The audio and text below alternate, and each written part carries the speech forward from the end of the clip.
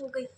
देखो बेटा क्या है, सबसे पहला क्वेश्चन हमारा क्या था बेटा, सबसे पहला क्वेश्चन क्या था बेटा, भाषा किसे कहते हैं बेटा, किसे कहते हैं बेटा भाषा, पता है आप लोगों को, बताया था बेटा। भाषा वह साधन है जिसको हम लिखकर या बोलकर दूसरों को या दूसरों के भाव को आदान प्रदान कर सकते हैं, उसे क्या कहते हैं हम बेटा, भाषा कहते हैं। भाषा कै प्रकार की होती है बेटा, भाषा दो प्रकार की होती है बेटा, ठीक है। पहली कौन सी होती है बेटा हमारी, लिखित या मौखिक बेटा, क्या होती है लिखित, और बेटा दूसरी क्या होती है हमारी, मौखिक होती है बेटा, ठीक है बेटा। पहली क्या है हमारी बेटा, लिखित है बेटा, क्या होती है हमारी, लिखित होती है बेटा। यह भाषा का वह साधन है जिसको हम लिखकर प्रकट करते हैं, उसे क्या कहते हैं बेटा, लिखित भाषा कहते हैं। क्या बोलते हैं बेटा, हम लिखित भाषा कहते हैं बेटा।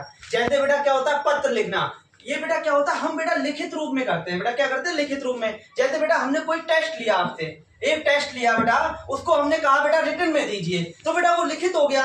एक बेटा क्या होता है, दूसरा हमारा बेटा क्या है, मौखिक बेटा, ठीक है। यह भाषा का वह साधन होता है जिसमें बेटा बोलकर दूसरे के भाव को समझा जाता है और दूसरे के भाव को साइलेंट बेटा, ये मौखिक भाषा वह साधन है जिसमें बेटा हम अपने बोलकर दूसरे को अपनी बात को समझा सकते हैं और दूसरे की बात को समझ सकते हैं, उसे क्या कहते हैं बेटा, मौखिक भाषा कहते हैं बेटा।